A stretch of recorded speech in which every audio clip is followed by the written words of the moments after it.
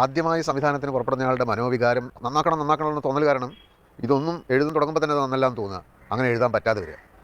ഈ കഥയുടെ കാര്യങ്ങളൊക്കെ തീരുമാനിക്കുന്ന ഘട്ടത്തിലൊക്കെ എസ് കുമാർ എന്ന് പറയുന്ന ക്യാമറാമാനായിരുന്നു ക്യാമറ ചെയ്യാൻ തീരുമാനിച്ചിരുന്നത്. പക്ഷേ ഷൂട്ടിംഗ് തീയതി തീരുമാനിച്ചപ്പോൾ സെയിം ഡേറ്റിൽ പ്രിയദർശൻ്റെ വന്ദനം എന്ന് പറയുന്ന സിനിമ കുമാറിന് ചെയ്യേണ്ട ഒരു സാഹചര്യം വന്നു. ഞാൻ കുമാറിനോട് പറഞ്ഞു, ഞാൻ വടക്ക് നോക്കി യന്ത്രം എന്ന് പറയുന്ന ഈ സിനിമയോട് കൂടിയിട്ട് പരിപാടി നിർത്തും, എന്തായാലും പ്രിയൻ്റെ വന്ദനം തന്നെ ചെയ്യുന്നതാണ് വടക്ക് നോക്കി യന്ത്രം ചെയ്യുന്നതിനേക്കാൾ നല്ലത് എന്ന് കുമാർ തീരുമാനിച്ചു. പക്ഷേ കുമാർ ഒരു കണ്ടീഷൻ പറഞ്ഞു, ഞാൻ നിർദ്ദേശിക്കുന്ന ഒരു ക്യാമറാമാനെ വർക്ക് ചെയ്യിപ്പിക്കണം എന്ന് പറഞ്ഞു. അപ്പോഴാണ് വേണുവിൻ്റെ പേര് കുമാർ നിർദ്ദേശിക്കുന്നത്. വേണുവും ഞാനുമായിട്ട് വർഷങ്ങളായിട്ടുള്ള അടുപ്പമുണ്ട്. ഷൂട്ടിങ്ങിൻ്റെ തലേ ദിവസം വേണു ഹോട്ടലിലെത്തി. ആ സമയത്തൊന്നും ഞാൻ സീനുകൾ എഴുതിയിരുന്നില്ല, ഈ നേരത്തെ പറഞ്ഞ ടെൻഷൻ കാരണം. ഒരു നീണ്ട യാത്ര കഴിഞ്ഞ് വന്ന വേണുവിനെ ഒരു നിമിഷം വിശ്രമിക്കാൻ പോലും സമ്മതിക്കാതെ ഞാൻ എൻ്റെ മുറിയിലേക്ക് പിടിച്ചുകൊണ്ടുപോയി. മനസ്സിലുള്ള കഥ ആദ്യാവസാനം വേണുവിൻ്റെ അടുത്ത് അങ്ങ് പറഞ്ഞു. ശ്രീനി ഒരു പടം സംവിധാനം ചെയ്യാൻ പോകുന്നു പറഞ്ഞപ്പോൾ ഞാൻ കരുതി ഒരു കോമഡി പടമായിരിക്കും.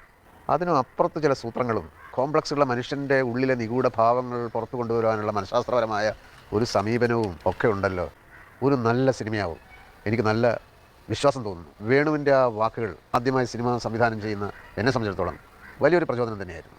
അന്ന് രാത്രി ഞാൻ 5 സീൻ എഴുതി. വേണുവിൻ്റെ സ്വഭാവം എന്താണെന്ന് വെച്ചാൽ അവരുടെ മുഖത്ത് നോക്കി കാര്യങ്ങൾ വെട്ടി തുറന്ന് പറയുന്ന ആളാണ്.